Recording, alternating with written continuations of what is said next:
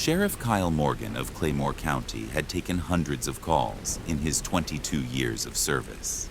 Domestic disputes, stolen tractors, even the occasional runaway. But he'd never forgotten the one that came through on the night of September 14th, 2013. It was nearly 1 a.m. when dispatch patched through a 911 call from a young man named Ryan Maddox. The voice on the line was frantic, scattered, trembling, like someone talking while running. "There's someone out here, following me. Please. I'm near Highway 114. I think they're hiding in the woods." The call dropped before the dispatcher could get more. Sheriff Morgan grabbed his coat, his radio, and hit the road. Claymore was a rural county in north-central Texas. By the time you reached mile marker 231 on Highway 114, you were surrounded by mesquite, cotton fields, and stretches of pine that could swallow you whole in the dark. Ryan had been driving a gray Ford F-150. When Morgan arrived at the location pinged from the 911 call, that truck was parked on the shoulder, hazard lights flashing, driver's door ajar, but Ryan was nowhere to be seen. Inside the truck, Morgan found Ryan's wallet in the center console, a cell phone charger still plugged in. The keys were left in the ignition, and a pair of work boots, clean and untied, sat on the passenger floor. The strangest part? There was no sign of struggle, no skid marks, no blood, no broken brush nearby. It was as if Ryan had simply stepped out of the vehicle and vanished. Back at dispatch, more information was coming in. Ryan had also tried calling his girlfriend Jessica. The call lasted only 45 seconds, but she said he sounded terrified. He whispered something she couldn't quite catch. Something about, "They're not the cops." And then, the call cut out. Jessica said Ryan had driven out of her place less than 30 minutes before his call to 911. They'd had an argument. Nothing major, but enough to leave him frustrated and wanting to clear his head. He said he'd take a short drive and be back in an hour. Sheriff Morgan stood next to the idling truck, eyes scanning the tree line. It was pitch black, beyond the reach of his cruiser's high beams. Cicadas buzzed in the stillness, the occasional rustle of leaves, but no voice, no movement, no Ryan. He called in backup and began a preliminary sweep. No footprints, at least none that stood out in the rocky roadside. Thermal scanners revealed nothing in the immediate vicinity. Deputies knocked on doors of nearby ranches. No one had seen a thing. Ryan was 26 years old, no criminal history, no history of drug use or mental illness. He worked in construction, paid his bills, kept to himself, the kind of guy who didn't make waves, and now he was gone. By 4 a.m., they had no leads, just a truck, a panicked 911 call, and 28,000 acres of thick Texas woodland to hide whatever happened next. Sheriff Morgan didn't want to say it yet, not out loud, but something about the whole thing felt wrong. By sunrise, Sheriff Morgan had already run 3 passes along the shoulder of Highway 114, each time widening the search radius. More deputies arrived at the scene by 6 a.m., along with volunteers from the Claymore Fire Department. They brought dogs, drones, and maps that marked every water line and abandoned barn within 5 miles. But nothing turned up. The ground was too dry for clear tracks. The wind had picked up overnight, scattering any scent for the dogs. And the woods. Well, they just kept going. Morgan went back to the station and reviewed the 911 call again. This time, with an audio analyst from the Texas Rangers listening in. There were things they hadn't noticed before. Between Ryan's gasps for air, you could hear rustling, not leaves, but heavy movement, like someone stumbling through brush. And then, in the background, a low voice, unintelligible, but definitely there. A second voice, unidentified. The analyst slowed the recording and boosted the bass. It sounded like someone saying, "Stop, don't." Then the line went dead. Morgan considered every angle. If someone had been chasing Ryan, there were no tire marks, no bullet casings, no dropped weapon, nothing. If Ryan had been hallucinating, where did he go barefoot in the middle of the night? And if he had staged the whole thing, well, who leaves behind their boots, wallet, phone, and truck? Jessica, the girlfriend, was brought in for questioning. She was devastated, said Ryan had been under stress lately, mostly work-related. Long hours, missed paychecks. She admitted they'd argued that night, but swore it was nothing violent. More concerning was her last interaction with Ryan by phone. He whispered, "It's not them. Don't trust them." And then he said, "I'm bleeding. I think I got hit." But I never heard a gunshot. Then it just cut off. But there was no blood near the truck, no torn clothing, no drag marks. It didn't add up. As the day wore on, search teams spread farther. They swept through old oil pump fields, irrigation ditches, and even cattle ponds. Helicopters flew grid patterns, hoping to catch heat signatures among the trees. At one point, a rancher west of the highway reported seeing a man in a white t-shirt wandering across his back pasture just after midnight. But when deputies arrived, just 15 minutes later, there was no trace. Meanwhile, Morgan had another problem. Cell tower records showed Ryan's phone continued pinging for nearly an hour after the 911 call, all within a tight radius of just half a mile. That meant Ryan didn't run far. He stayed close. He might have even watched the deputies search for him from the woods. But he never called again, never shouted, never came out. By midnight on day 2, they were no closer to finding Ryan Maddox than they had been 24 hours earlier. And Sheriff Morgan, a man not easily shaken, felt it in his bones. Something about this case was off the map. Ryan Maddox's disappearance quickly became one of Claymore County's most baffling cases. Local news stations ran the story for weeks. The phrase, "the man who ran into the woods and vanished," showed up on forums and true crime blogs across Texas. Tips trickled in, but none led anywhere. A sighting in Abilene, a blurry figure on a gas station camera in Wichita Falls. But Ryan had no reason to travel. No car, no ID, no cash, nothing credible.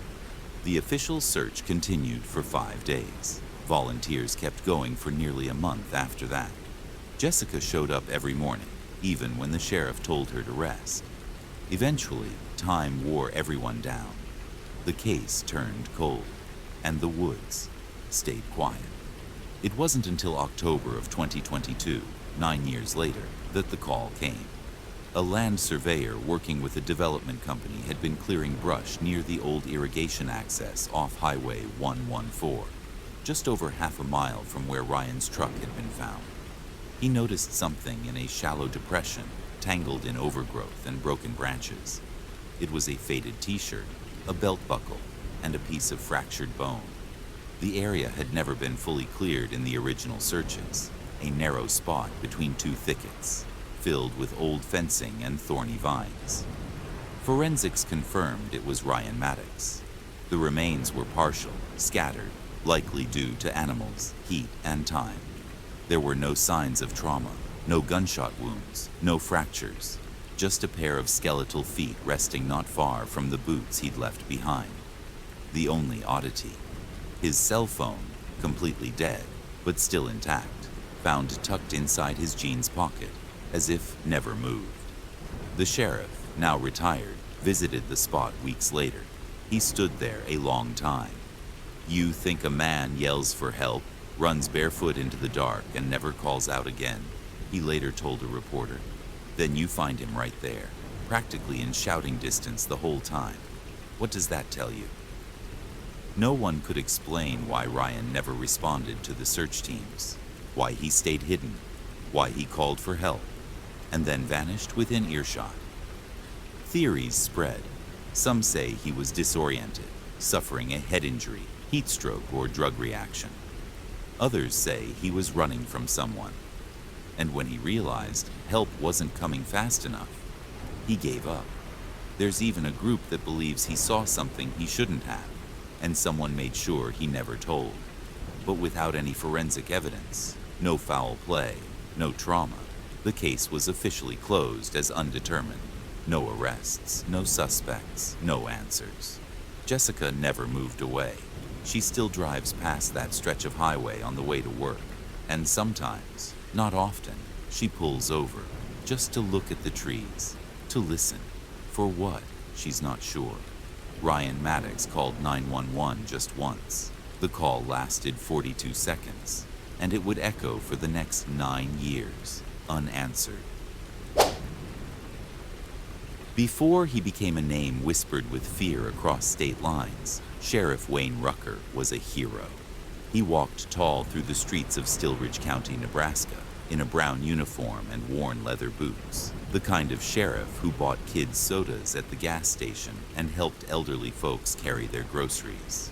For 11 years, he was the symbol of trust and law in a town where the biggest crime was a stolen lawnmower. But in the summer of 1993, Wayne Rucker vanished. When he resurfaced, he wasn't wearing a badge.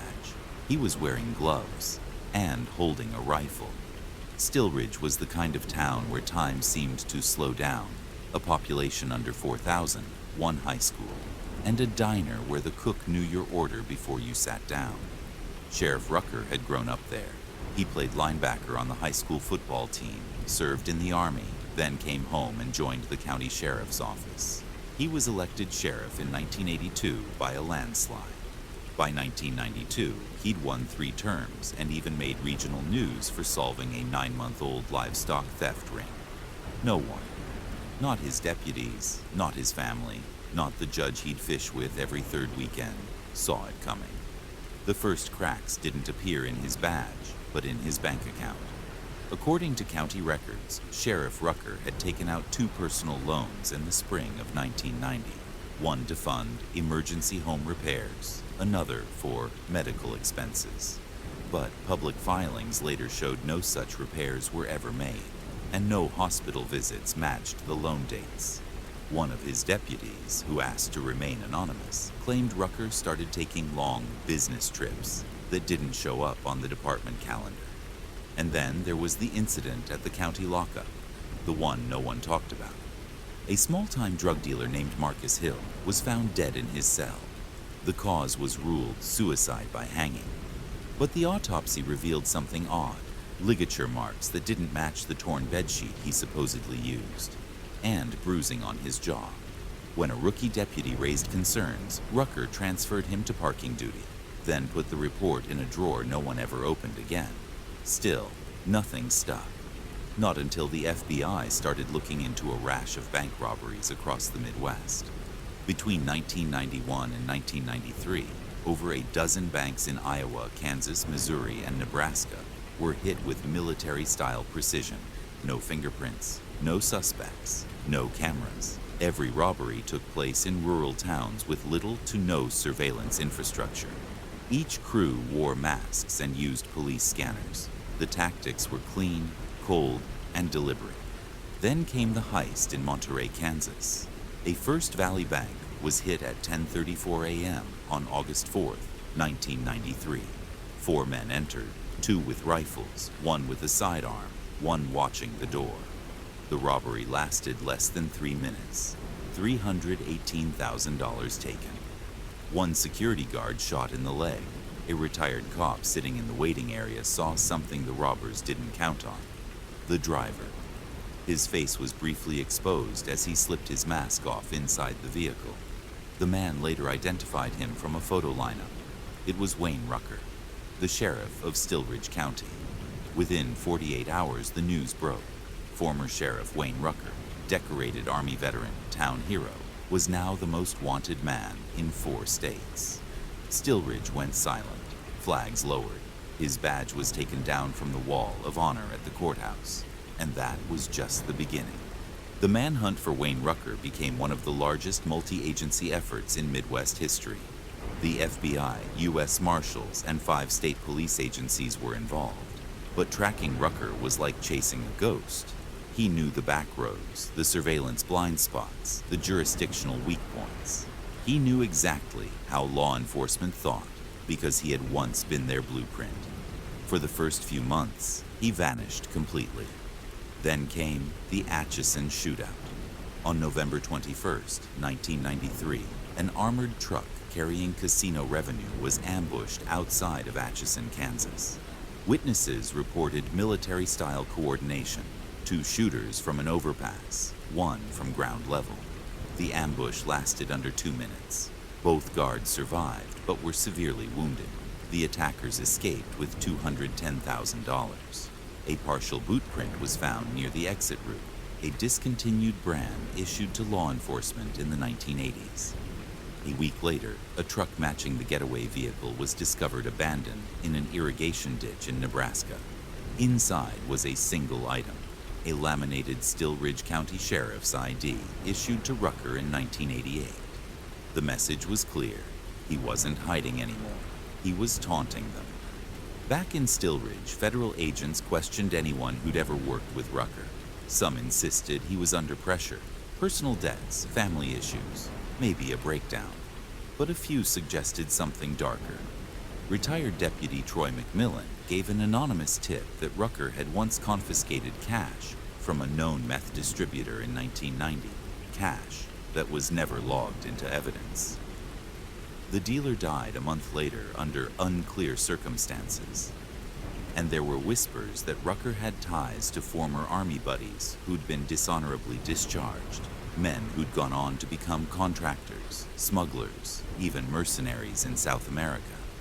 It was around this time that the FBI shifted their approach. They no longer labeled Rucker as a rogue sheriff. They now believed he was the leader of a coordinated criminal unit, with members scattered across multiple states, trained, disciplined, and deeply paranoid. In early 1994, Rucker resurfaced in the unlikeliest of places, Oklahoma City. A local pawn shop owner tipped off authorities after recognizing a man on a wanted poster. He claimed Rucker had come in under a fake name, trying to offload military-grade scopes and a law enforcement radio scanner. By the time agents arrived, Rucker was gone. But surveillance footage caught him for exactly 3.7 seconds. It was enough to send a chill down every agent's spine. He looked calm, clean-shaven, like a man on his way to work, not a man who had left 6 dead officers in his wake. Then came the Phoenix letter. In May 1994, a sealed envelope arrived at the Still Ridge County Sheriff's Office. No return address. Inside was a single-page note, typed in all caps. "I know the system better than any of you. You don't protect people. You bury them in paperwork. I was the cure. You made me the disease." It was signed. We're 82 to 93. Federal profiler Dr. Leon Masters, who studied the letter, described Rucker as exhibiting clinical detachment paired with ideological fixation. In simpler terms, he believed he was cleansing a corrupt system and punishing those who failed him. But the most disturbing part came from an interview with Darlene Rucker, Wayne's estranged sister. She hadn't seen him in over 10 years, but she remembered one thing. When Wayne was a kid, he used to line up our action figures in mock trials. The cowboy was always the sheriff, and he always shot the judge. The manhunt tightened. But as Rucker's crimes escalated, one thing became clear. He wasn't just avoiding capture. He was planning something final, something that would make the rest look like rehearsals.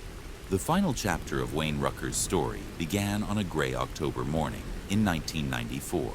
At 7:42 a.m., law enforcement agencies across 3 states received a coded alert from a federal database. Someone had attempted to access restricted floor plans to a regional Federal Reserve transport hub outside of Wichita, Kansas. The user ID had been inactive for over 6 years. It once belonged to Sheriff Wayne Rucker. By noon, the area was swarming with agents, but it was too late. Just off a rural access road, investigators found a single unmarked cargo van, still warm, abandoned in a dry riverbed. Inside were burner phones, fuel maps, a scanner, and an envelope taped to the windshield. The message inside was typed with a familiar tone. "I've walked the halls of justice long enough to know where they crack. There's no need for a loud ending. You already missed the quiet one." Despite the ominous tone, no attack ever came, no robbery, no explosion. Instead, something stranger happened. 2 days later, a storage unit in northern Nebraska, rented under a false name, was raided after a tip. Inside were documents, recordings, and field logs, Rucker's personal archive. Dozens of folders labeled with names of former judges, officers, and attorneys from across the Midwest. Some included transcripts from hearings that had never been made public. Others were recordings of conversations that raised serious questions about ethics violations and backroom deals. What began as a manhunt for a fugitive was now bleeding into an internal investigation. Had Rucker been keeping tabs or building a case of his own? And if so, for what purpose? But the most shocking find came in the form of a VHS tape dated 1 week before his disappearance in 1993. In the tape, Rucker sits in uniform at his desk. He looks calm, measured. His badge is still pinned to his chest. "If you're watching this," he begins, "I'm either gone or worse, forgotten. You'll hear things about me. Some will be true. Most will be convenient." He pauses. Then, "I didn't flip. I didn't lose my mind. I just saw too much and realized the people we protect are the ones we're told to fear. And the people we fear? Well, sometimes they sit behind the bench and call it justice." Rucker was never found. No confirmed sightings, no arrests, no body. In the years since, his story has drifted into legend. Some believe he fled to South America, living under a new name. Others think he died alone in the backwoods of Nebraska, buried by the same silence he once served. And a few, the ones who speak in low voices at sheriff conferences and faded diners, think he's still watching, still listening, still holding a grudge. In Maple Hollow, Montana, a town so quiet you could hear a dog sneeze 3 blocks away, Sheriff Douglas Reed prided himself on knowing every resident by name, including where they bought their coffee and who fixed their roof. So when a body was discovered in the forest, buried with unsettling care, Sheriff Reed took it personally, not because of who the victim was, but because of who the killer turned out to be. A man he'd known for years, a man who volunteered at the library, smiled at every child, and once brought lemon bars to the sheriff's barbecue. His name was Walter Penner, and what Sheriff Reed found in Penner's basement would haunt him for the rest of his life. Maple Hollow is the kind of place that prides itself on routine.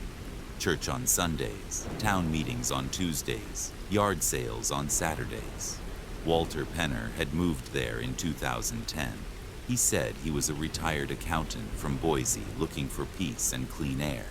He bought a modest 2-story house on the edge of town, 5 acres, split-rail fence, an overgrown garden that he never really tended. But he was kind, quiet, harmless. He volunteered at the Historical Society, helped organize books at the library, and always donated to the town's annual firefighter chili cook-off. He even photographed the department's softball game that summer. Sheriff Reed remembered shaking his hand and thanking him. Then came the call. October 17th, 2021. A hiker spotted something strange along a trail, the edge of a plastic sheet poking through the fallen leaves. By the time Reed arrived, the morning sun had begun cutting through the mist. What they uncovered was a shallow grave. Inside, the body of a woman in her 20s, carefully wrapped, lime powder sprinkled beneath her. No sign of panic or rush. It wasn't sloppy. It was deliberate. The victim was later identified as Melissa Crane, a waitress from the next county over, missing for 18 days. Her car had been found near a popular trailhead, and initial theories leaned toward an accident, a hiker who'd lost her way. But the body told a different story. She'd been strangled and buried by someone who knew what they were doing. Sheriff Reed expanded the search around the burial site. That's when Deputy Collins spotted something odd. A trail camera strapped to a tree, deep in the woods, far from any hunting path.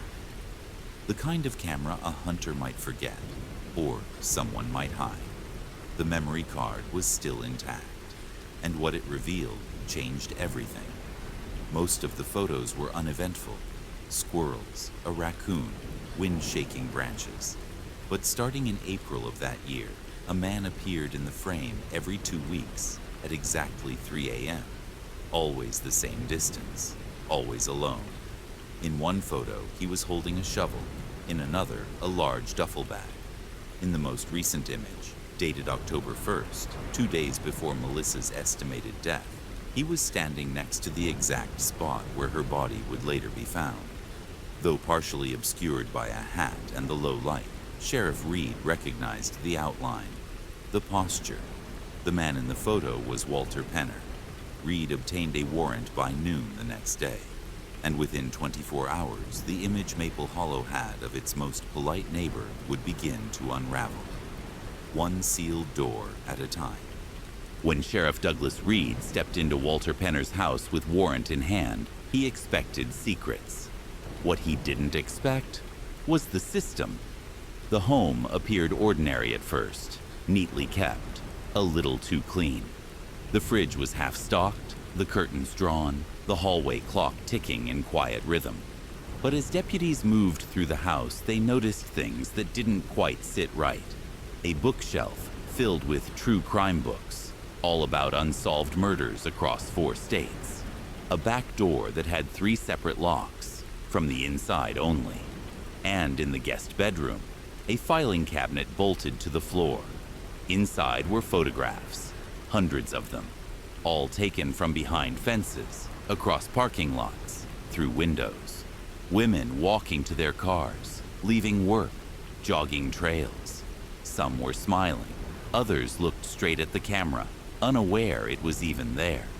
In the basement, deputies found a false wall behind a workbench. It opened into a narrow passage lined with insulation and old wood paneling. At the end of it, a small windowless room. Inside were shelves holding personal items, hairbrushes, jewelry, name tags, keychains, each labeled, each dated. In the corner, a chair sat next to a mounted camera and an old cassette recorder. And above that, pinned like a badge of honor, was Melissa Crane's pendant necklace, still sealed in an evidence bag.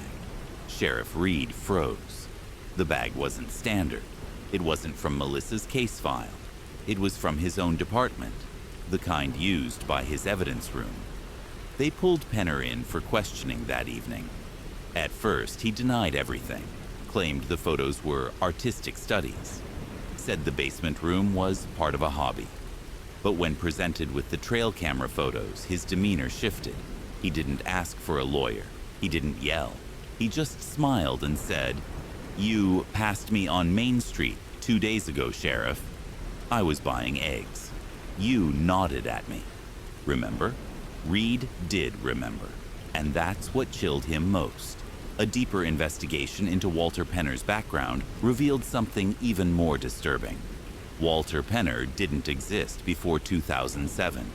Fingerprints matched a different name entirely: Raymond Collier, a former evidence technician for the Tacoma Police Department. Collier had disappeared in 1996, just weeks after Internal Affairs questioned him over missing evidence in 2 homicide cases. Those cases remain unsolved. He resurfaced 12 years later in Maple Hollow under a new name, a new face, and a new identity. But his methods had never changed. He embedded himself in the community, volunteered at local events, offered to help archive documents at the sheriff's department, always polite, always helpful, never once suspected. As officers continued combing through his property, they found 7 distinct journals, each labeled with a woman's initials. In one entry, Reed read the following: "She smiled at the cashier today, the same way she smiled at me last week. It's interesting how people pretend not to be watched, but deep down, I think they know." Federal authorities stepped in once they connected Collier to 5 other missing persons cases across Oregon, Idaho, and Washington. Each woman last seen near wooded areas, their remains never found. Each time, Collier had been living under a different name. Each time, he had gained access to law enforcement spaces, Volunteer, contract, archive assistant, always invisible, always watching. Sheriff Reed realized the most terrifying truth wasn't just what Penner had done. It was that he had walked past him hundreds of times, smiled, shared jokes, even handed him a paper plate at the town picnic, and never once felt danger. It wasn't the stranger who had brought darkness into Maple Hollow. It was the neighbor, the one who waved, the one who listened. The press arrived in Maple Hollow 3 days after the arrest. By then, Walter Penner, or rather Raymond Collier, had been transported to a federal facility out of state.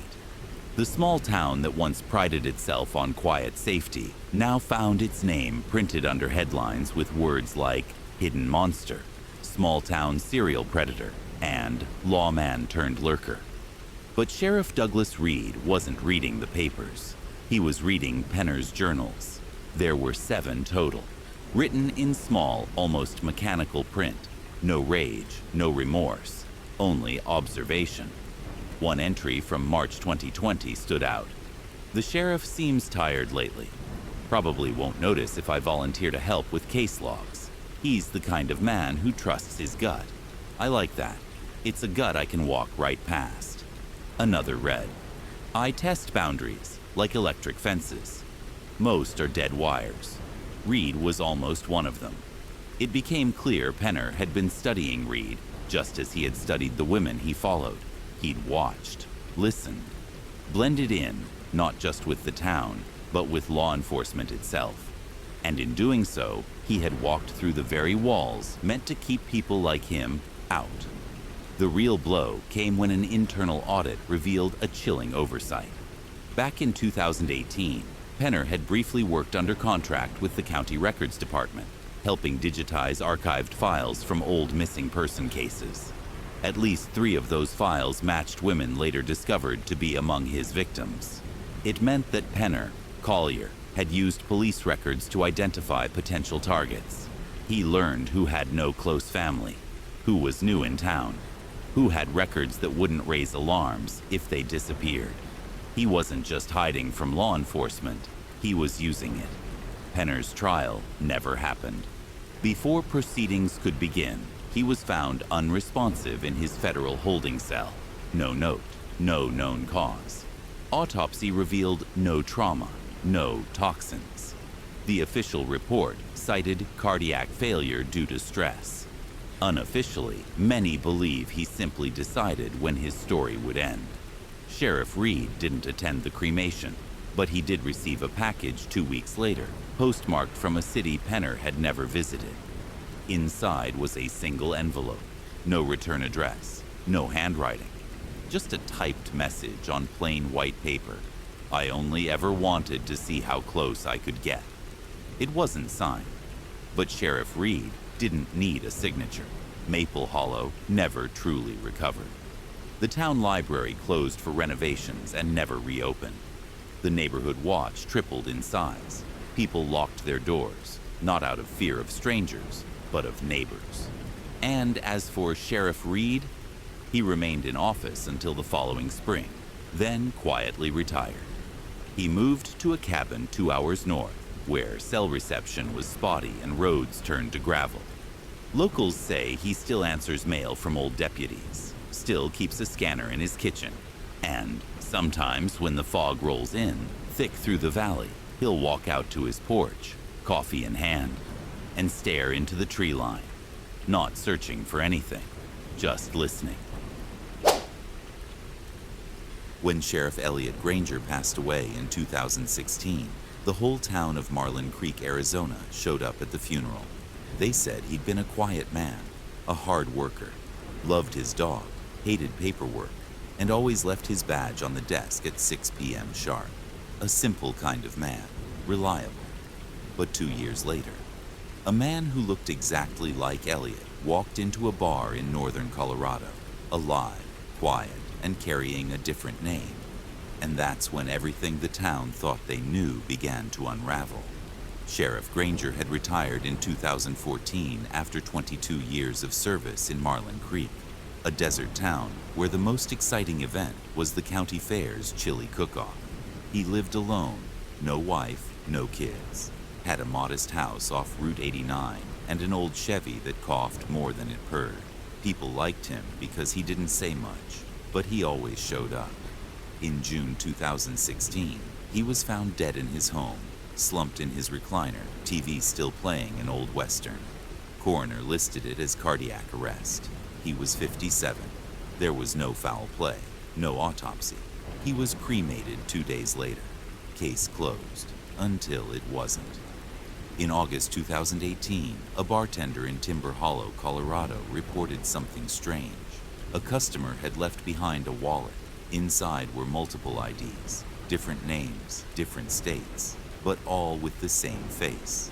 One ID was under the name Ronnie Ellis, another Derek Halpern. But what stood out was a third card, an expired law enforcement ID from Marlin Creek County. The name, Elliot Granger. The bartender, a part-time volunteer for local fire watch, snapped a photo and emailed it to the sheriff's office in Arizona, just out of curiosity. When it hit Deputy Megan Ruiz's inbox, she thought it was a prank, until she zoomed in. Same eyes, same jawline. Even the chipped front tooth he got breaking up a bar fight back in 2009. But Elliot Granger had been dead and buried, or rather scattered, for over 2 years. Deputy Ruiz reopened his file. She noticed something odd. The death certificate was signed by a contracted medical examiner, not the usual county coroner. The cremation service used wasn't local, and the funeral home listed didn't exist in county records. She drove out to his old house. It had been sold 6 months after his death. Cash transaction, no mortgage, no listed buyer. The current resident? A middle-aged woman who claimed she bought it from a man named Mr. Ellis, the same alias found in the wallet. Now Deputy Ruiz had a problem. If Granger had faked his death, why? And more importantly, how? That's when she began to suspect that Sheriff Granger hadn't just walked away from Marlin Creek. He might have planned it all. Deputy Megan Ruiz wasn't the type to chase ghosts. But when she compared Granger's supposed cremation records with the state's crematory logs, something strange popped up. There was no record, no license number, and no paperwork filed with the county health department. It was as if the entire death process had been scripted, but never acted out. She filed a request with the Department of Motor Vehicles using the aliases from the wallet found in Timber Hollow. To her surprise, both Ronnie Ellis and Derek Halpern had valid driver's licenses, registered in different states, both issued after Granger's death. But what really made her stomach turn? The signatures on those IDs? They matched Granger's deputy oath form from 1992. Digging deeper, Ruiz pulled financial records tied to the names. A web of checking accounts emerged, opened under shell identities, all using P.O. boxes in remote towns across Utah, Wyoming, and New Mexico. But there was a pattern. Every month, just before the 15th, identical deposits would land in each account, $7,000 flat, withdrawn in cash within 48 hours from different ATMs. Where was the money coming from? A digital trace led her to a now-defunct cryptocurrency exchange, flagged years earlier for off-the-books asset transfers. It seemed Granger, or whoever he'd become, wasn't just hiding. He was funding something. The most disturbing lead came from a private property record in Pagosa Springs, Colorado. A cabin in the woods, 14 miles off the nearest paved road, listed under an LLC registered to Ronnie Ellis. No mortgage, paid in full. Ruiz got a warrant. The cabin was empty when federal agents arrived. No signs of recent habitation, just dust, cobwebs, and silence. But the interior told another story. On the kitchen table sat a laptop, powered off but warm to the touch. Beside it, a burner phone, wrapped in foil. A coffee mug still had a faint ring of heat. He'd been there. Recently. They also found a security system, professionally installed. Motion-activated cameras wired to a solar-powered server hidden under the floorboards. When the tech team retrieved the footage, they found a series of clips from 3 nights earlier. A man entering the cabin wearing a hood, face obscured but posture familiar. He moved with the same deliberate step Ruiz had seen for years in hallway footage from the sheriff's office. She paused on one frame. He'd lifted his arm to take off the hood. The face was blurry but unmistakable. Sheriff Elliot Granger. He looked older, grayer, but it was him. He walked to the desk, typed something on the laptop, made a phone call, and then looked directly into the camera lens, paused, and smiled. Then the feed cut. It was the last known image of him. No prints, no license plates, no DNA. He had disappeared again, this time leaving behind only that brief smile, as if to say, "You almost got me." Deputy Ruiz couldn't shake the feeling that this wasn't just about a man faking his death. There was a reason Granger had vanished, and she was starting to believe it went deeper than money. Deputy Megan Ruiz was no longer investigating a missing person. She was chasing a ghost, one who had rewritten his own story and vanished from the margins. But then she caught a break. A traffic camera in Albuquerque flagged a vehicle registered to one of Granger's Shell LLCs. A 2008 silver SUV, tinted windows, no front plate. The driver wore sunglasses and a baseball cap. The timestamp, 36 hours after agents found the cabin in Colorado. Ruiz coordinated with the U.S. Marshals to follow the vehicle's movements. It passed through 2 gas stations and 1 motel. At the second gas stop, the security footage showed the man buying a coffee, head down. But he slipped, just for a second, and glanced toward the cashier. That glance was enough. Same eyes, same scar above the right eyebrow. Granger, still out there. They raided the motel room hours later, but it was empty, perfectly clean, sheets remade, trash removed, toilet paper folded into a triangle. The only thing left behind was a single printed sheet taped to the mirror, typed in 12-point courier font. "The dead don't check out." That's when Ruiz realized she'd been thinking too small. This wasn't just one man's escape. It was a system. Back in Arizona, she requested data from the National Missing and Unresolved Identity Program. She looked for patterns, law enforcement officers who died suddenly, been cremated quickly, or buried under strange circumstances. She found 6, all men, all within a 5-year span, all with clean records and few living relatives, all gone. And one detail connected them all. Each had previously worked on a joint task force with Elliot Granger in the early 2000s. A task force targeting something called Project Echo Dust. Project Echo Dust was a classified surveillance initiative. Rural departments sharing sensitive intel through encrypted networks, off-books, aimed at tracking unverified domestic threats.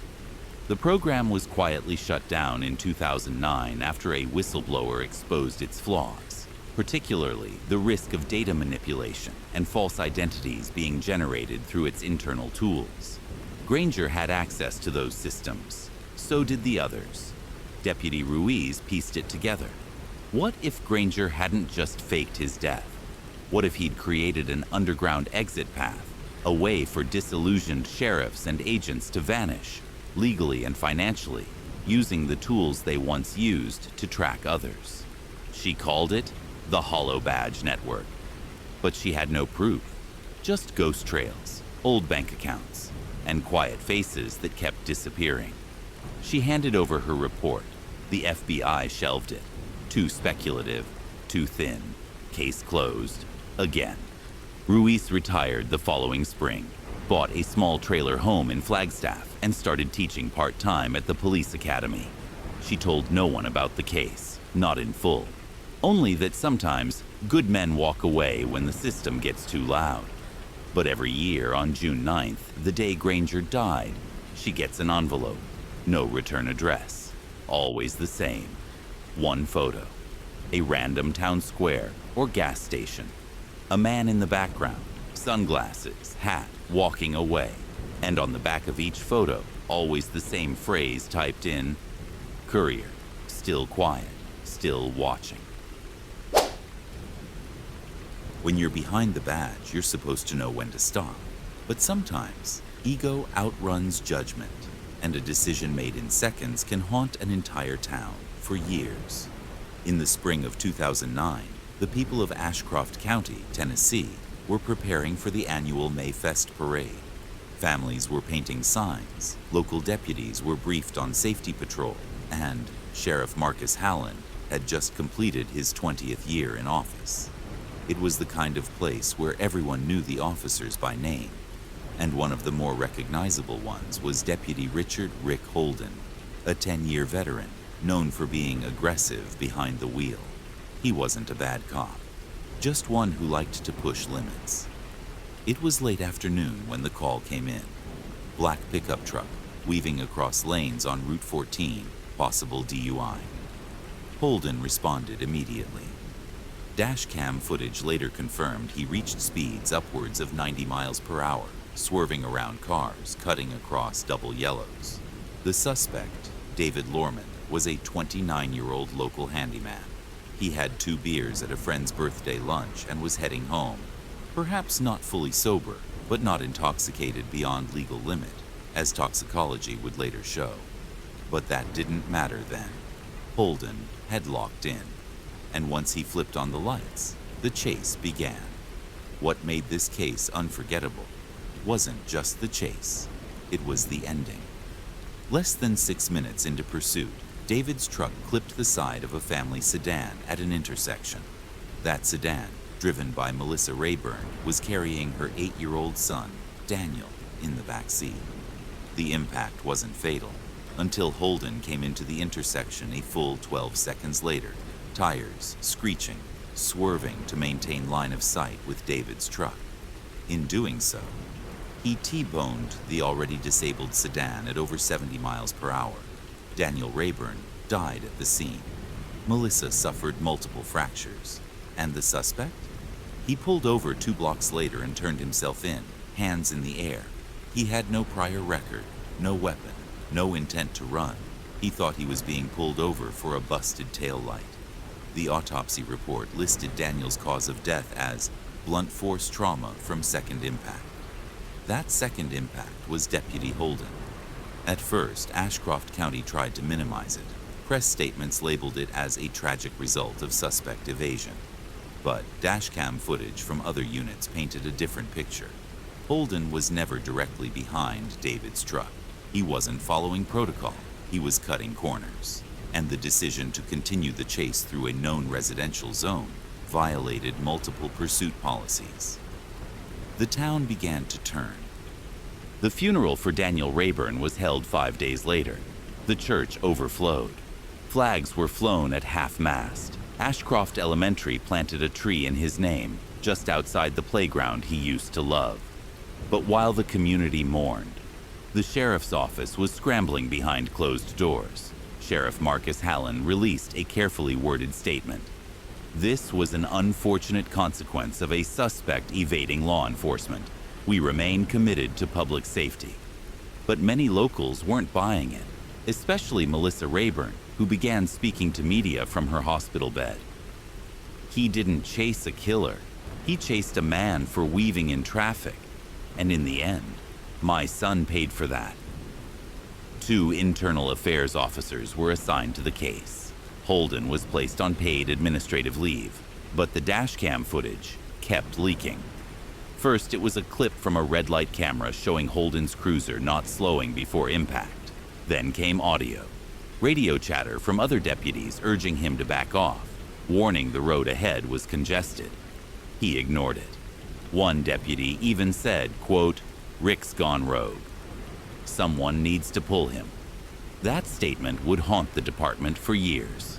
6 weeks after the incident, an anonymous whistleblower released an internal memo showing that Holden had previously been disciplined for reckless vehicle operation 3 times. But each complaint had been buried. Corrected verbally was the standard note. It turned out Holden had a reputation. He was known for hot pursuit, for treating routine traffic stops like high-stakes chases. He'd once spun out a teenager on prom night for running a stop sign. He'd bumped another driver off the road who didn't immediately pull over. And yet, he was always protected. Why? Because in the sheriff's words, he got results. The town of Ashcroft began to divide. Some residents rallied behind the badge, insisting Holden didn't mean to, that it was a tragedy, not a crime. Others called for charges. Protesters stood outside the courthouse with signs reading, "Accountability isn't anti-cop. Justice for Daniel." And quietly, in the background, Melissa filed a civil suit, not just against Holden, but against Ashcroft County itself. It alleged gross negligence, failure to discipline, and wrongful death. The number she sought wasn't small, but it wasn't just about money. She wanted policy changes. Sheriff Hallen, under pressure from both media and state officials, announced a full review of pursuit protocol. But for many in Ashcroft, it was already too late. The damage was done, and Holden's cruiser still sat in the evidence lot, its front end mangled, the passenger side door of the Rayburns' sedan still embedded in the grille. A brutal monument to a decision that should never have been made. By the time the case went to trial, nearly a year had passed. Deputy Rick Holden was formally charged with vehicular homicide, reckless endangerment, and violation of pursuit policy. His attorney argued that he had no intent to harm, that he was simply doing his job. But the footage told a different story. So did the radio logs. So did the warnings he ignored. So did the internal records showing years of complaints swept under the rug. On the stand, Melissa Rayburn testified with quiet intensity. You don't chase recklessly and call it duty. You don't kill a child and call it unfortunate. And you don't get to wear a badge if you can't carry the weight of restraint. When the verdict came down, guilty on all counts, there was no celebration, no applause, just a deep, exhausted silence in the courtroom. Holden was sentenced to 12 years in prison. Some said it wasn't enough. Others said it was too much. But for Melissa, the number didn't matter. Her son wasn't coming back. Ashcroft County settled the civil lawsuit quietly. The payout, $3.2 million. The real cost, trust. Sheriff Marcus Hallen retired early, citing family reasons. His replacement implemented the Rayburn Rule, a policy overhaul that prohibited high-speed chases through residential areas unless there was an active violent felony involved. Every deputy was recertified on pursuit protocol. Every cruiser was fitted with auto-uploading dash cams, but none of that erased what happened. None of it could. Today, there's a small plaque at the edge of Ashcroft Park, in memory of Daniel Rayburn, 2001 to 2009. A life lost, a town changed. Sometimes people stop to read it. Sometimes they just walk past. But those who were there, they remember the sirens, they remember the impact, and they remember how long it took for the truth to come out. Daniel's tree is still growing, tall and quiet, like he might have been. And every year on the date, Melissa returns with a single sunflower. She doesn't speak. She just stands there, watching the leaves move in the wind, listening to the silence that came after the chase. Because justice doesn't always come with closure, and sometimes the scars left by a badge run deeper than the wound. Most sheriffs wear a badge. Frank Navarro wore a crown. For over 15 years, he ruled Bay Bridge County, California, with the confidence of a man who believed he was untouchable. A former Marine turned career cop, Navarro wasn't just a sheriff, he was an institution. He shook hands with governors, had coffee with senators, smiled on local TV every Thanksgiving morning while handing out turkeys to the poor. But behind the clean-cut image was a secret. His empire was built on silence, fear, and control.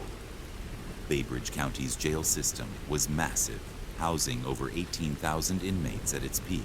It was a beast, and Sheriff Navarro was its keeper.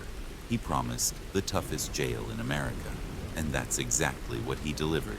Inmates were crammed into overcrowded cells. Medical care was scarce. Reports of abuse were common, but no one outside seemed to care until the death of inmate Jordan Reyes. Jordan wasn't a gang member. He wasn't violent. He was a 24-year-old student arrested for missing a court date over an unpaid fine. 4 days into his stay at Bay Bridge Jail, he was found unconscious in a solitary cell, bruised and bleeding. The official report: self-harm. But his family didn't buy it. Neither did a corrections officer who spoke off the record. They locked him in the quiet unit, the officer said. That's where they send the ones they want to shut up. And in Bay Bridge, quiet didn't mean peaceful. As pressure grew, a group of civil rights lawyers filed a formal complaint with the Department of Justice. The DOJ agreed to investigate, and that's when Navarro's world started to crack. A team of federal agents arrived to review jail footage, interview staff, and audit procedures. But by the time they requested access to surveillance from the night Jordan died, the tapes were gone. Sheriff Navarro claimed it was a technical glitch. His undersheriff, a man named Daryl Mendoza, backed him up. But one FBI agent noted that this was the third time footage had been lost during critical incidents at Bay Bridge Jail in under 2 years. Coincidence? The DOJ didn't think so. In the months that followed, whistleblowers began to emerge. A deputy spoke of commanded beatings. A medic confessed to being told to falsify medical logs. And a former inmate claimed Navarro's internal response team, nicknamed the White Shirts, used chokeholds and isolation cells as punishment for those who talked too much. One inmate, recorded in a leaked deposition, said, "There were places in that jail where the cameras didn't blink. That's where they taught you lessons." Sheriff Navarro called it all a politically motivated witch hunt. He pointed to his decades of service, the awards, the endorsements. But what he didn't know, or refused to admit, was that the federal agents weren't just watching the jail anymore. They were watching him. By the summer of 2014, Sheriff Frank Navarro was still smiling for cameras. But behind closed doors, he was paranoid. He had every reason to be. Federal agents had quietly flipped 2 of his own deputies. They wore hidden wires. They took notes. They asked questions Navarro didn't realize were being recorded. One deputy captured Navarro boasting, "The DOJ doesn't scare me. They're tourists. This is my county." That audio would later play in court. But at the time, it was just one of dozens of cracks forming in the walls around him. Meanwhile, the FBI focused on a single night, July 3rd, the day Luis Molina, a 19-year-old awaiting trial, was dragged from his cell after speaking with a federal monitor. He never made it back. The jail claimed he had a seizure in the shower, but the informants said otherwise. Molina was bagged, hooded, zip-tied, and taken to quiet cell 6. No logs, no body cam footage, and, once again, the surveillance footage was missing. Agents intercepted a call between Navarro and Undersheriff Mendoza. Mendoza, "They're sniffing around Unit D again." Navarro, "Then make sure Unit D stays squeaky clean. If anything's ugly, bleach it." It wasn't a metaphor. The next day, 2 inmates reported smelling chemical cleaner so strong it made them vomit. A few weeks later, a retired jail maintenance worker came forward. He'd been told to destroy a server rack labeled Archive D-07, the exact unit believed to contain deleted surveillance footage. The FBI moved in. Navarro's house was raided, files were seized, so were digital backups and financial records. Investigators began following a paper trail that led to even more disturbing revelations. Campaign donors receiving no-bid contracts. Jail vendors pressured to kick back portions of their earnings.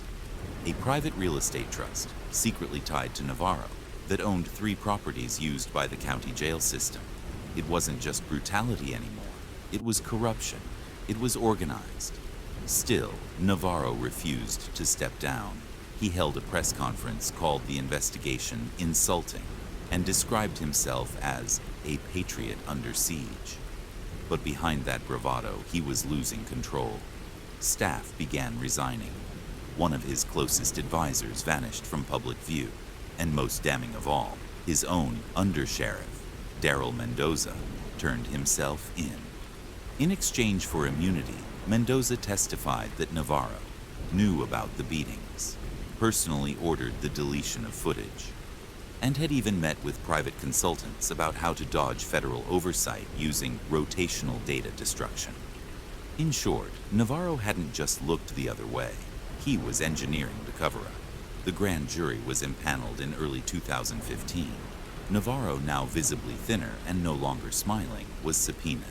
He pleaded the fifth, 72 times, but the walls of Bay Bridge were already crumbling. And for the first time in 2 decades, Frank Navarro didn't look like a sheriff. He looked like a man waiting to be caged. The trial of Frank Navarro began in October 2016. By then, the once feared sheriff was reduced to a man in a cheap gray suit, surrounded by federal marshals and the cameras he used to court. No badge, no uniform, no allies, only accusations. The courtroom overflowed with press and former inmates. Some had waited years for this. The prosecution laid out an empire built on silence. Surveillance footage deleted on Navarro's orders. Beatings authorized through coded language. Budget misused to reward silence and punish dissent. They played tapes, his voice calm and composed, referring to inmates as assets and calling federal agents meddling suits. They displayed photos, bruised backs, solitary cells with no windows, data logs that vanished like ghosts, and they presented Mendoza, Navarro's former right-hand man, who testified for 3 straight days. The defense tried to frame it as a breakdown in communication, a few bad apples in a large system, but the jury didn't buy it. Neither did the judge. After 3 weeks of testimony and just 4 hours of deliberation, the verdict came down. Guilty on all counts. Conspiracy to obstruct justice. Falsification of records. Abuse of authority under color of law. When the sentence was read, 14 years in federal prison, Navarro didn't flinch, but his wife did. She collapsed in her seat, sobbing. A single journalist captured the moment. That photo ran on the front page the next morning under the headline, "The King of Bay Bridge Falls." Navarro was taken to a medium-security federal facility in Nevada. He would later try to appeal twice. Both were denied. He now spends most days in the prison library, reading law books and writing letters to editors that never get published. But the story doesn't end there. In 2019, a state inquiry revealed that at least 17 deaths in Bay Bridge Jail over the prior decade had signs of negligence or brutality, all during Navarro's tenure. Several lawsuits followed. Settlements were paid. But for many families, there was no justice, only memory. Today, the Bay Bridge County Jail has a new name, a new warden, and a plaque in the lobby that reads, "Accountability is not an option, it's a promise." But in the West Wing, where the solitary units once stood, the lights still flickered. Staff say some cells remain sealed, untouched since Navarro's fall. And sometimes, late at night, the new guards swear they hear something behind those walls. Not screams, not ghosts, just silence. The kind Navarro always wanted. They trusted him because of the badge. That's all it took. A shiny rectangle on a pressed shirt, a holster at his hip, and the word "deputy" stitched onto his chest. He looked like any other patrolman driving through the rural backroads of Brookhaven County, Florida. But behind that uniform, Deputy Gerald Shea wasn't out protecting the community. He was hunting in it. In 1970, the Brookhaven Sheriff's Department had a reputation for keeping its house in order. The local sheriff, a tough old Southerner named Roy Lindell, didn't tolerate disorder or questions. Deputy Gerald Shea joined the force that year at age 24, fresh-faced, polite, articulate, the kind of guy who wrote perfect reports and shook hands with churchgoers after Sunday service. But behind closed doors, other deputies said he had a strange way of talking about women. One recalled him saying, "Some girls, they don't know how close they come to real danger." No one reported it. Not back then. The first incident that raised eyebrows came in March 1972. Two teenage girls were reported missing after a day out at Alligator Creek State Park. Their car was still in the parking lot, purses inside, keys in the ignition. The lead investigator was, of course, Deputy Shea. He logged the case as possible runaways and told the parents he'd keep an eye out. 2 weeks later, a fisherman found two badly decomposed bodies in the marshland, partially buried. The scene was chaotic. No shoes, no ID, no visible wounds. The coroner ruled it inconclusive. The case went cold, and Shea quietly moved on. But something had shifted. A pattern began to form in Brookhaven County, and no one wanted to see it. Girls disappearing along roads where Shea was patrolling. Teen hitchhikers who never made it to their destinations. Some families received strange phone calls after filing missing person reports. Silent calls, breathing on the other end. Still, no one looked too closely. Shea was a cop, and in those days, cops weren't suspects. Then came April 20th, 1973. A call came into dispatch about a suspicious man with a rifle near the St. Helena Canal. The caller, a hunter, said he saw the man leading two girls, tied at the wrists, into the woods. Deputies rushed to the scene. By the time they arrived, the girls had managed to escape. They were covered in cuts and shaking uncontrollably, but they told the same story. A deputy stopped us, said we were trespassing. Then he took our IDs and told us he was going to arrest us, but he drove us to the woods instead. They described him in detail: tall, dark brown hair, square jaw, and the Brookhaven County Sheriff's badge. They were shown photos of the department's patrolmen. Both pointed, without hesitation, at Gerald Shea. He was arrested the next morning at his home. When they searched his garage, they found boxes of newspaper clippings about local missing girls.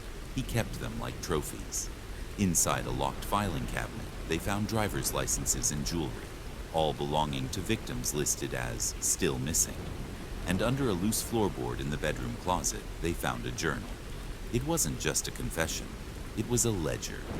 Pages and pages of first-person entries detailing what he did, how long he followed them, which ones begged, and which ones fought. There were at least 11 names. Sheriff Lindell stepped down 2 weeks later. Brookhaven County was in shock. The man who had waved at their kids from a patrol car, who gave safety talks at schools, who helped old ladies across the street, had been preying on young women for years, and no one knew. Or worse, some did, but looked away. The journal found in Gerald Shea's home was unlike anything investigators had seen before. Each entry was dated, detailed, and methodical.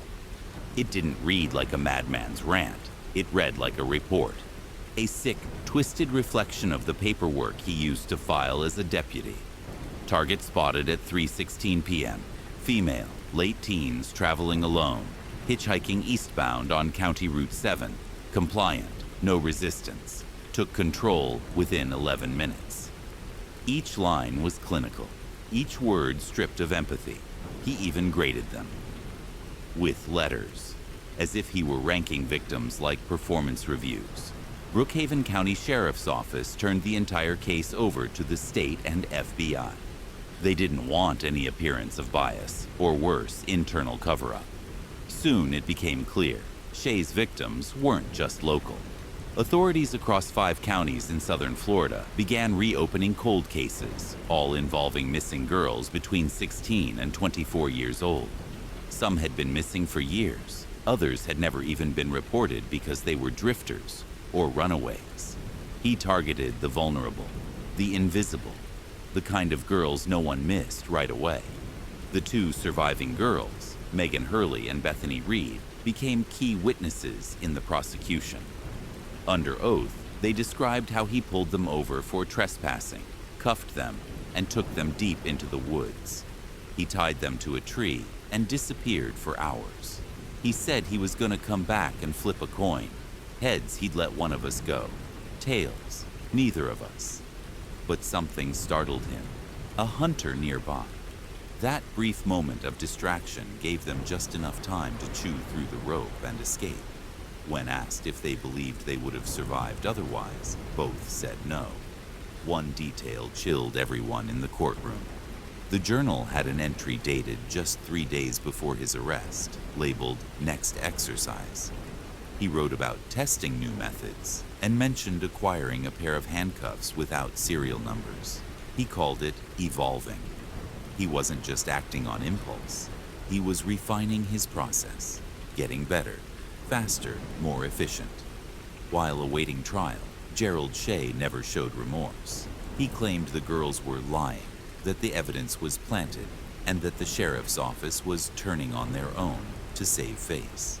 In one interview with a local reporter, he said, "Everyone wants a monster. I just did what others think about." He smiled when he said it. The media dubbed him the killer deputy. His trial lasted 4 weeks. He was convicted on multiple counts of kidnapping, attempted murder, and illegal restraint. Strangely, not a single murder charge could be confirmed. Most of the women in the journal were never found. Their names, no matches. Their IDs, unverified. He may have changed them, but one thing was certain. He knew more than he ever admitted, and that made everyone wonder. How many girls actually made it into the ledger, and how many didn't? After the verdict was read, Gerald Shea showed no emotion.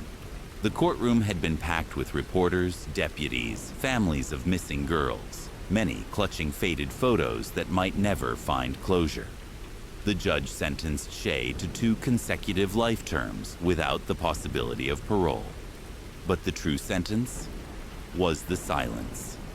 The silence surrounding the names he wrote but never explained. In prison, he refused all interviews. No confessions, no apologies, no insight. He stayed in protective custody for the first year due to threats from other inmates, some of whom had sisters and daughters that had vanished years earlier. But eventually, they moved him into general population, and it didn't take long. One morning, just past breakfast, Shea was found dead in the prison library. Head injuries, blunt force trauma. No suspect ever identified. Just like the girls in his journal, he became another mystery. Lost to time. Unanswered. Years passed. Brookhaven County tried to forget, but they couldn't. The sheriff's department underwent a full restructure. Every patrol car got GPS trackers. Every stop was logged with timestamps and audio. They called it the Shea Protocol. And to this day, when a deputy pulls over a vehicle in Brookhaven, dispatch confirms every step, because the town never wanted to be fooled by the badge again. But every now and then, a call comes in from a woman, middle-aged now, saying she once barely escaped something she never reported. She remembers the patrol car, the questions, the eyes behind the mirror, and when shown an old photo of Deputy Gerald Shea, she goes quiet. Then she says, "Yeah, that was him, but the way he looked at me back then, I think I was next." It started as just another Monday morning in Bryan County, Arkansas, quiet, humid, and slow to wake. Sheriff Carl Dempsey, 52, pulled into the courthouse parking lot at exactly 8:03 a.m., just like he had for the past 17 years. A routine man in a predictable town. But by 9:16 a.m., Sheriff Dempsey would pull the trigger on a man he'd known for 3 decades, inside a courtroom packed with people, and walk away without saying a word. No one in that small town saw it coming. But if you dig deeper, the signs were always there. Bryan County sits in the southern Ozarks, a tight-knit rural community where everyone knows everyone else's breakfast order. Sheriff Dempsey had spent most of his adult life in uniform, first as a patrol officer, then a detective, and finally sheriff for the past 8 years. He was respected, maybe even feared a little, but liked well enough. A straight shooter, never married. Church on Sundays, never missed the Veterans Day parade. The man he would end up shooting, Judge Paul Hargrove, 60, was more than a colleague. He was a friend. The two had played high school football together back in '83. They'd fished the same muddy river banks, drank coffee out of the same dented thermos on stakeouts, even celebrated each other's birthdays into their 40s. That's what made it so hard to understand. The case they were meeting on that morning wasn't headline-worthy. It was a routine deposition hearing for a property dispute between two local families over a strip of land near the county line. Sheriff Dempsey had been subpoenaed to provide prior incident reports. Nothing unusual. But according to court clerks, something about Dempsey's demeanor that morning wasn't right. He arrived early, sat in the hallway with his hat clenched in his hands, didn't make small talk with the bailiff like he normally did. When Judge Hargrove entered the room, Dempsey stood up, but didn't smile, just nodded. By the time the hearing began at 8:45, there were 7 people in the room, 2 attorneys, the plaintiff and defendant, a court recorder, Judge Hargrove, and Sheriff Dempsey. At 9:16 a.m., without raising his voice or standing, Dempsey reached into his coat, pulled out his service revolver, and fired 3 times across the bench. The room erupted. The judge collapsed backward, 2 bullets through the chest, 1 through the throat. Sheriff Dempsey calmly laid the pistol on the table, looked at no one, and said, "That's done." Then he walked out of the courtroom and down the hall toward the exit, where he was tackled by deputies arriving late to the commotion. To this day, no one has a clear answer why it happened. But the days leading up to the shooting painted a picture far more complex than anyone in Broward County wanted to believe. The town tried to explain it away at first. Stress, a bad reaction to medication, maybe a delayed breakdown from all those years on the job. But within 48 hours, the Arkansas State Police began uncovering pieces of a much darker puzzle. And those closest to Sheriff Carl Dempsey started talking, quietly but urgently. One of the first to speak up was Deputy Mike Lanier, Dempsey's second in command. In an internal interview, Lanier admitted he'd been worried about his boss for weeks. He wasn't himself, Lanier said. Would sit in his office with the blinds drawn, just staring out the window for hours, papers piling up on his desk, calls going unanswered. When I asked if he was all right, he'd smile like he didn't hear the question. Then there was the deposition from just 3 days before the shooting. The same courthouse, different case. Judge Hargrove presiding again. According to court records, the sheriff showed up late, disheveled, and didn't have the requested documents. When the judge asked him, in front of everyone, why he hadn't complied, Dempsey reportedly muttered, "Not all truths belong in folders." The courtroom went silent, and the judge just moved on. Back at the sheriff's office, strange behavior continued. The department's IT technician, Rachel Sims, discovered that Dempsey had been accessing archived case files late at night, often well past midnight. Cases that were decades old, long closed. Many involved suspicious deaths, corrupt property deals, and even an unsolved missing persons report that involved Hargrove's uncle back in 1979. But most disturbing was what Dempsey had printed and left behind in his personal drawer, a handwritten list, 12 names, all crossed out, except one. At the bottom, Paul Hargrove, final. When investigators searched Dempsey's home, the place was immaculate. Empty kitchen counters, no personal photos. The fridge was full but untouched, everything labeled. But in the attic, they found a locked cedar chest. Inside were a dozen black notebooks, filled with messy cursive handwriting, and hundreds of entries that spanned decades. Every book detailed courtroom cases, town scandals, and what Dempsey called systemic decay. In one entry, dated August 2012, Dempsey wrote, "He knew she was lying on the stand, and he let her walk anyway. Maybe he didn't care. Maybe he was protecting something bigger than the law. Either way, it wasn't justice." No names, no dates, but investigators believe he was writing about Judge Hargrove. Another entry, just a week before the shooting, read, "All things rot from the center outward." Sometimes it's the smiling face behind the gavel that poisons the well. I was sworn to protect this town. Maybe that means protecting it from itself. A forensic psychologist later described Sheriff Dempsey's writings as obsessive-compulsive moral fixation, a condition where the individual builds a private code of justice that overrides the law itself. But friends said this wasn't the man they knew. Pastor Bill Hendricks, who had been Dempsey's fishing partner for years, recalled their last conversation. He asked me, "Bill, if you knew someone did something unforgivable, and they still wore the robes of the righteous, would you stop them, even if the law wouldn't?" I laughed it off. Thought he was just being dramatic. Guess I was wrong. By the time part 2 ends, the viewer is left questioning, was this premeditated? A man's descent into obsession? Or was there something deeper buried beneath the badge and the robe? When the trial of Sheriff Carl Dempsey began 6 months later, the town was still divided. Some called him a murderer, others called him a martyr. But as evidence surfaced in court, the boundaries between the two began to blur. One of the most damning discoveries came from a sealed deposition filed in 1993, nearly 30 years before the shooting. It involved a young girl, 13 years old at the time, who had accused Deputy Paul Hargrove, then just starting out, of inappropriate contact during a routine house call. The case never went to trial. The file had been quietly dismissed and sealed by a judge whose son would later become Sheriff Dempsey's deputy. The seal was broken by a state-appointed prosecutor who dug through archived boxes in a warehouse outside Little Rock. The name on the bottom of the dismissal form?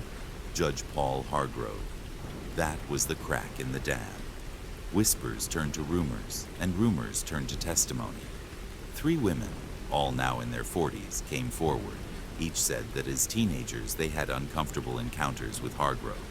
Nothing provable, nothing recorded, but disturbingly similar patterns.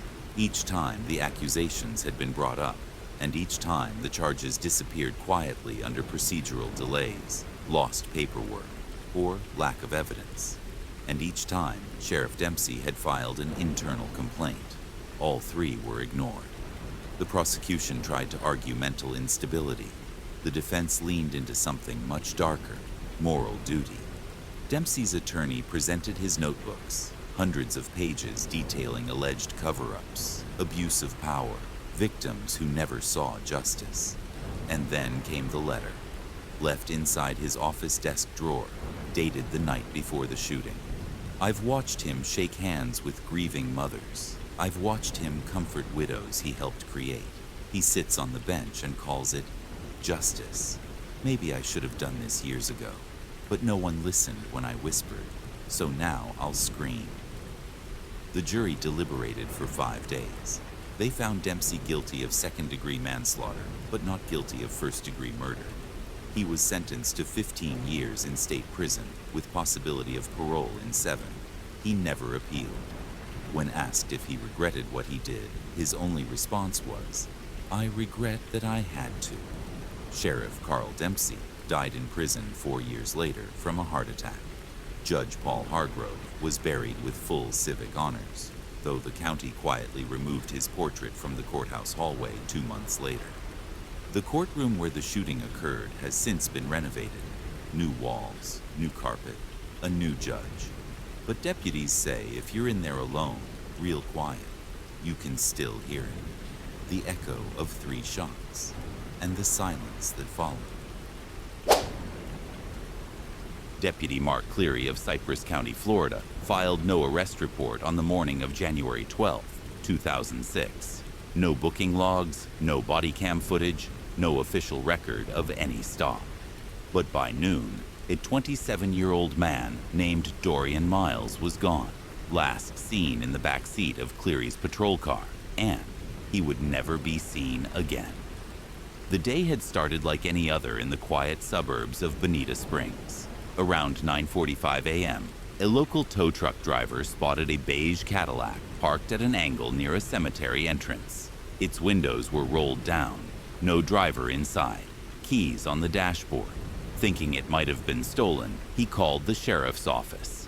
Minutes later, Deputy Cleary arrived on scene. That's when things began to drift. According to Cleary, he found the car abandoned and called for a tow. But witnesses tell a different story.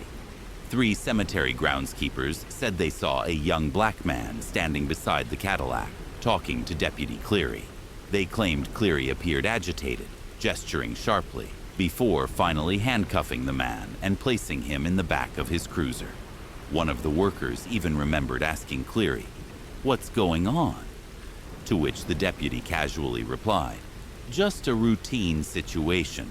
I'll take care of it." And then he drove off, with Dorian Miles in the back. That would be the last time anyone saw Dorian alive. Hours passed. The car was towed. No arrest report was ever filed. No one notified the family. By 5 p.m., Dorian's mother, Patrice Miles, began calling around. Local jails, hospitals, friends. Nothing. By 6 p.m., she filed a missing person report. At first, the sheriff's department dismissed the concerns. They claimed no record existed of any interaction between Deputy Cleary and Dorian Miles. No dashcam footage. No GPS logs of Cleary transporting a detainee. But the cemetery workers stood by their story. All 3 said under sworn statement that they saw Cleary detain Dorian. They described the clothes he wore, a white hoodie, jeans, and red sneakers, matching what Dorian's mother confirmed he'd left the house wearing that morning. The department launched an internal review. Deputy Cleary, when questioned, suddenly remembered giving the man a ride to a nearby Circle K gas station because the vehicle looked abandoned. But surveillance footage from that gas station showed no one matching Dorian's description, and none of the clerks remembered seeing anyone fitting his profile that day. Within days, the community was furious. News crews started circling. Protesters stood outside the sheriff's office demanding answers. And Patrice Miles? She showed up every single day, holding a sign with her son's photo and a single question: where did he go? As pressure mounted, the Cypress County Sheriff's Office suspended Deputy Mark Cleary with pay pending investigation. The department, under public scrutiny, released a brief statement. There is currently no evidence of wrongdoing. Deputy Cleary acted within the bounds of his duty during a citizen assist. But for many in the community, those words rang hollow, especially when an old case resurfaced. Back in October 2002, 4 years before Dorian's disappearance, a 29-year-old man named Luis Ortega, an undocumented farm worker from Guatemala, had also gone missing. The last person seen with him? Deputy Mark Cleary. According to Luis's co-workers, he'd been pulled over while driving to work. They watched from across the field as Cleary detained him and put him in the back of his cruiser. Luis never arrived at the job site, never made it home. When family and advocates inquired, the department claimed Luis had been released with a verbal warning. But no records, no footage, and no paper trail were ever found. Sound familiar? When confronted about the Ortega case during the new investigation, Cleary claimed he didn't remember the individual clearly and must have just offered assistance. This marked the second time a man of color had disappeared directly after interaction with the same deputy, with no formal documentation and no follow-through. Both cases now raised the same terrifying possibility. What if Dorian hadn't been lost or confused, but deliberately made to disappear? Investigators began combing through Cleary's activity logs, and while much of his digital trail seemed clean, there were strange anomalies. GPS data for the patrol vehicle showed a 90-minute blackout on the morning of Dorian's disappearance, the same time he was supposedly at the gas station. Cleary's body camera had malfunctioned. His dashboard cam had no recordings between 9:30 a.m. and 11 a.m. All these systems, normally required to run continuously, were off or missing data during the precise window Dorian vanished. Patrice Miles pushed for federal help. The FBI agreed to review the case, citing inconsistencies and the potential for civil rights violations. Community support swelled. Marches were held. Local activists printed Dorian's face on shirts, flyers, even billboards. But the sheriff's office silent, no apology, no admission, and no arrest. In an anonymous tip to a civil rights group, a former jail staffer claimed that Cleary had a reputation for taking liberties, especially with men he believed to be undocumented or without legal protections. He was the kind of guy who thought he could make people disappear, the source said, and no one would ask too many questions. The chilling part? That might have been true for a while. Dorian wasn't a fugitive. He wasn't armed. He had no warrants. He was simply in the wrong place, at the wrong time, with the wrong cop. By early 2007, the FBI concluded its inquiry into the disappearance of Dorian Miles. Their official findings? Insufficient evidence to file criminal charges, no physical remains recovered, no direct proof of misconduct by Deputy Cleary. And just like that, the case hit a dead end. No body, no confession, no justice. Despite overwhelming circumstantial evidence, prosecutors felt it wasn't enough. There were no eyewitnesses beyond the groundskeepers, no DNA, no surveillance placing Dorian anywhere after that roadside stop. And Deputy Cleary? He was quietly allowed to resign from the force later that year. Not fired, not charged, just gone. He moved 2 counties over and took a job in private security. Unlicensed at first, no agency flagged him. When reporters tried to speak to him years later, he refused to answer. One journalist recalled him saying, "If I really did what they say I did, don't you think they'd have locked me up by now?" That quote never made it to air, but it never left her notebook either. Patrice Miles never stopped searching. She became a community advocate, working with families of the missing. Every Sunday, she laid fresh flowers on the side of Highway 41, near the cemetery where it all began. To her, Dorian wasn't missing. He had been taken, and the system that should have protected him had looked the other way. Over the years, more people came forward. Men, mostly from immigrant backgrounds, told stories of being stopped by Cleary, driven out to remote places, and threatened. Some were dropped off miles from town. Others were told to walk home and think twice next time. But none of them disappeared. Only Dorian Miles and Luis Ortega never came back. Despite renewed efforts to reopen the case in 2016, it remains officially unsolved. A body has never been found. No charges have ever been filed. The Florida Department of Law Enforcement still lists Dorian as missing, with no leads.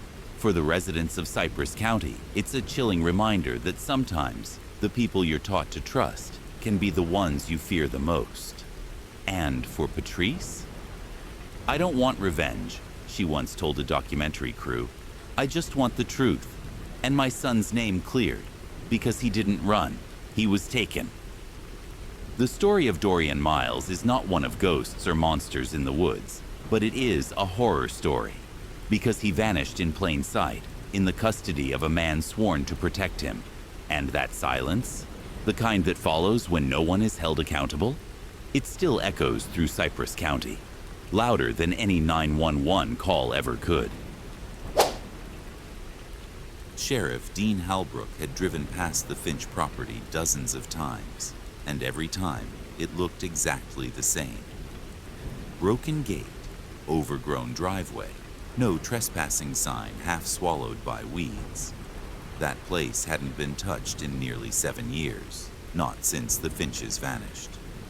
Yet, on the night of October 17th, as he was heading home after a long patrol shift, he saw something that made him stop the cruiser. The attic light was on. It wasn't bright, just a dim amber glow like a forgotten lamp, but it was unmistakable. He pulled over, turned off the engine. The fields around the house were silent. No wind, no bugs, just stillness. And then the light flickered, once, twice, and stayed on.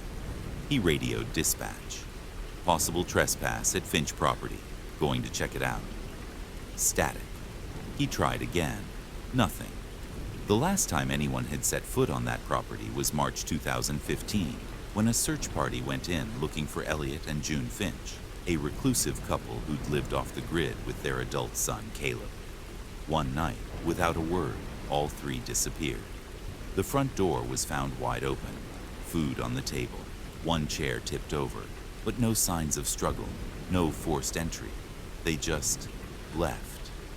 Sheriff Halbrook parked near the gate and stepped out. The gravel crunched too loud under his boots. Every sound felt sharp, intrusive, like the land itself was listening. He unlatched the old gate. Rust flaked off in his hand. The flashlight beam swept across the overgrown path. Broken porch steps, boarded windows, a rocking chair barely hanging from one hinge. He climbed onto the porch, tried the door, locked. That was new. He stepped back, looked up. The attic light was still glowing. He knocked. Sheriff Halbrook, anyone inside? Silence. He circled it to the back. The cellar doors were chained shut. The kitchen windows, shattered but webbed with cobwebs. Then he spotted it. A second light.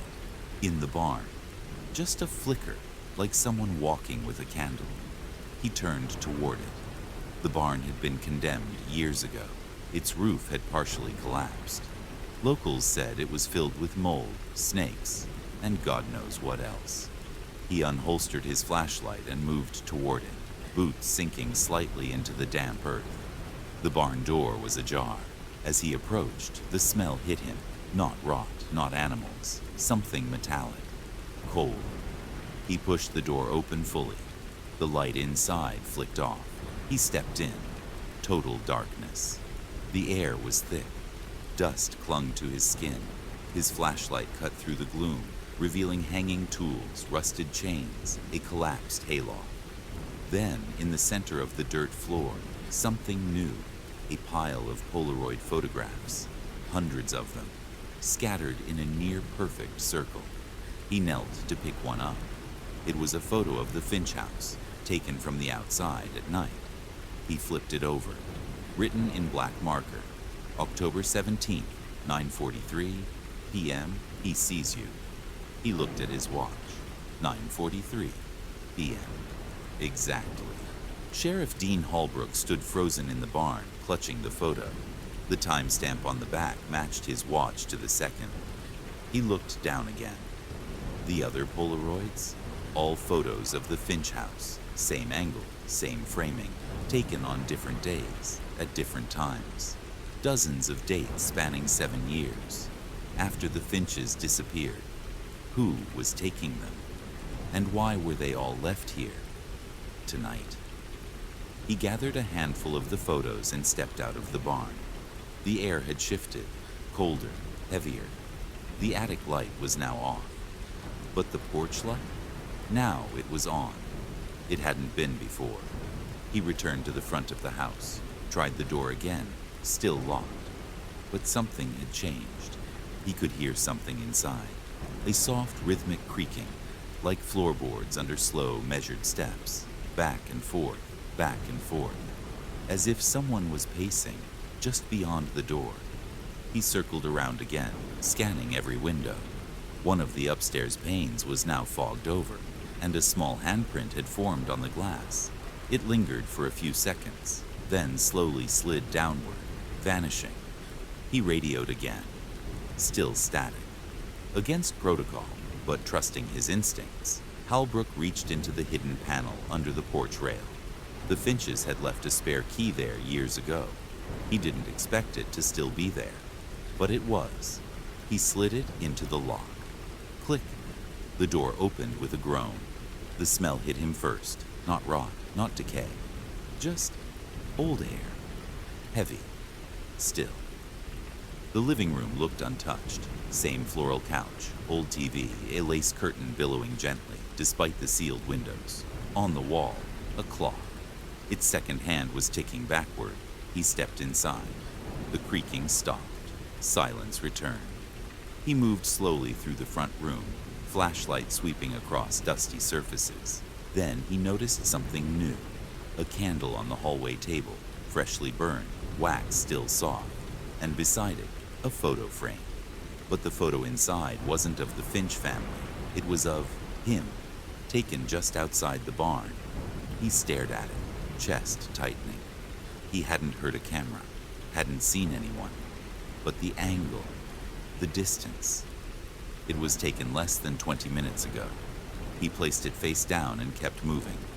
At the far end of the hall, the basement door stood open. No light came from below, just the sound, faint but unmistakable, of scratching. Deliberate, slow, like nails across wood. He called out, "If someone's down there, I need you to make yourself known." No answer, but the scratching stopped, and in its place, a whisper, 3 syllables, barely audible, but he could swear they said, "Come, down, Dean." Sheriff Dean Holbrook stood at the top of the basement stairs. The whisper still echoed in his ears. "Come, down, Dean." He drew a slow breath, raised his flashlight, and began to descend. Each step groaned under his weight, as if remembering the last person to walk them. The air grew colder, not from lack of heating, but a cold that felt alive. The light flickered as he reached the bottom. Concrete floor, stone walls, stacks of canned goods coated in years of dust. But something caught his eye. A chair, old wooden, sitting at the center of the room, facing a blank wall, and in the chair, a tape recorder. This wasn't déjà vu. It was a pattern. He stepped closer, pressed play. At first, just static. Then a voice, faint, male, maybe early 30s. "They told us to stay inside." So we did. But the house didn't. Caleb left first, said he heard someone in the attic calling him. Mom followed, said she saw her reflection blink without her. And me? I just listened. I listened. And now I hear you too. Click. End of tape. Holbrook backed away slowly, then noticed something on the wall ahead, etched into the stone, faint scratches forming names, hundreds of names. Some he recognized, old deputies, former locals, even one state trooper listed as missing in 1989. And at the very bottom, D. Holbrook, etched in fresh grooves. He turned toward the stairs and saw something he hadn't noticed before. A door, small, wooden, paint peeling. It hadn't been there when he came down. He was sure of it. But now, it stood wide open. Inside, just darkness and a smell. Not death, not mold, just emptiness. He raised his light. Inside the room was a mirror, old, cracked, mounted crookedly on the wall. But what he saw in it wasn't his reflection. It was the Finch family, standing silently behind him. All 3, eyes blank, mouths closed, their forms slightly blurred like water-damaged photos. He spun around. Nothing. Turned back to the mirror. Now it showed just one thing, a view of the front porch, and him, walking up to the house, again and again. On loop, he ran, up the stairs, through the hallway, out the door. Didn't stop until he reached his cruiser. Didn't look back. Didn't speak a word on the radio until he was at least a mile away. And even then, all he said was, negative on activity. Properties still abandoned. Later that night, Holbrook checked the photos he took of the house. Every one of them was blank, just fog. No porch light, no barn, no house at all. Just trees and field. 2 days later, the Finch property burned to the ground. Cause unknown. No one reported flames. No neighbors called it in. But when the fire department arrived, there was nothing left, except one item found unburned in the basement rubble. A photo of Sheriff Holbrook, standing in the hallway, looking directly at the camera, taken from inside the mirror. 10 stories. 10 reasons to never see the badge the same way again. If any of them sent a chill down your spine, hit like, tap subscribe, and let us know in the comments which one haunted you most. Because here on Mr. Rainy Night, the silence after the sirens is just the beginning.